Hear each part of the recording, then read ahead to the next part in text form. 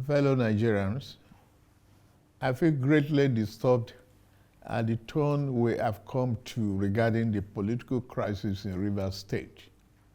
Like many of you, I have watched with concern the development with hope that the parties involved will allow good sense to prevail at the soonest. But all that hope borne out without any solution to the crisis. With the crisis persisting, there's no way democratic governance, which we all fought and worked for over the years, can thrive in a way that will redound to the benefit of the good people of the state. The state has been at a standstill since the crisis started, with the good people of the state not being able to have access to the dividend of democracy. Also, it is public knowledge that the governor of Rivers State, for unjustifiable reasons, demolished the House of Assembly of the state as far back as 13th December 2023, and as up till now, 14 months after, now rebuilt the same. I have made personal interventions between the contending parties for a peaceful resolution of this crisis, but my efforts have been largely ignored by the parties to the crisis. I'm also aware that many well-meaning Nigerians, leaders of thought, and patriotic groups have also intervened at various times with the best of intentions to resolve the matter, but all their efforts were also to no avail. Still, I thank them. On February 28, 2025, the Supreme Court, in a judgment in respect to all about 8 consolidated appeals concerning the political crisis in Rivers State, based on several grave unconstitutional acts and the disregard of the rule of law that has been committed by the governor of Rivers State, as shown by the evidence before it, pronounced in very clear terms. And I quote, "A government cannot be said to exist without one of the 3 arms that make up of the government of a state under the 1999 Constitution as amended. In this case, the head of the executive arm of the government has chosen to collapse the legislature to enable him to govern without the legislature as a despot. As it is, there is no government in Rivers State," and I quote. The above pronouncement came after a catalogue of judicial findings of constitutional breaches against Governor Siminalayi Fubara.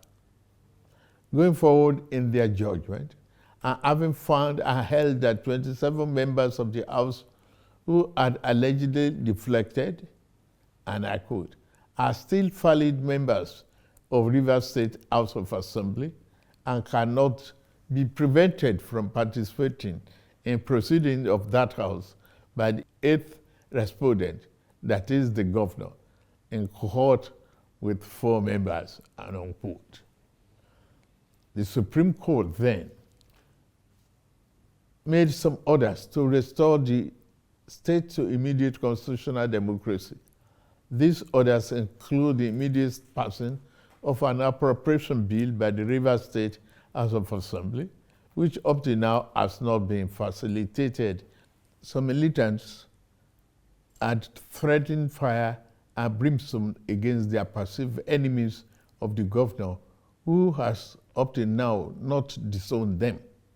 Apart from that, both the House and the governor have not been able to work together.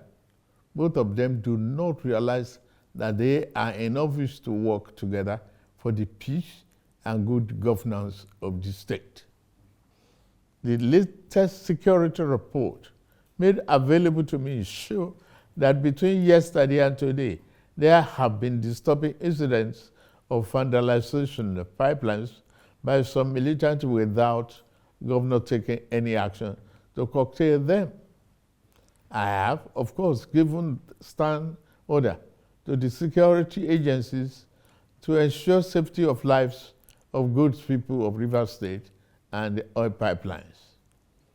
With all this and many more, no good and responsible president will stand by and allow the grave situation to continue without taking remedial steps prescribed by the Constitution to address the situation in the state, which no doubt requires extraordinary measures to restore good governance, peace, order, and security.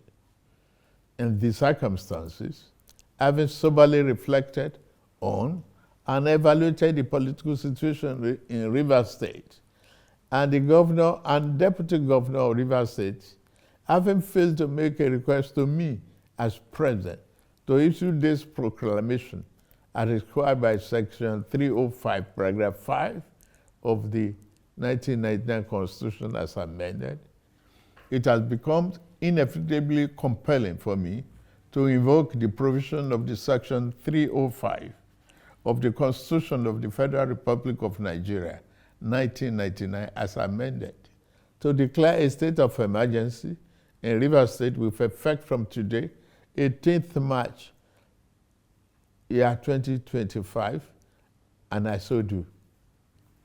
By this declaration, the governor of Rivers State, Mr. Similaye Fubara, his deputy, Mrs. Ngozi Odu, and all elected members of the House of Assembly State are hereby suspended for an initial period of 6 months. In the meantime, I hereby nominate Vice Admiral Eboket Ibas, retired,